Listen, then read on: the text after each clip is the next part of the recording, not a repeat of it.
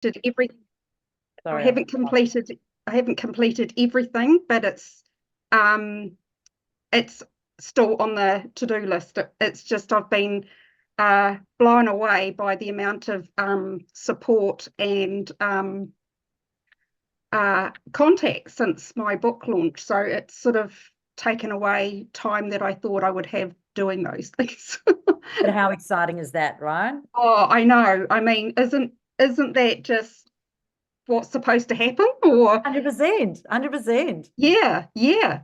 So yeah, I've just it's just incredible. I just wake up in the morning and there's like 4 or 5 messages already. Hi Wendy, I'm just so proud of you and I can't wait to get your book, and it's just going to help so many, and I'm going to tell my friend about it, and I can't believe you've done it. What an achievement, just this is going to be big. And yeah, and then getting Amazon #1, that's just like the cherry on the top.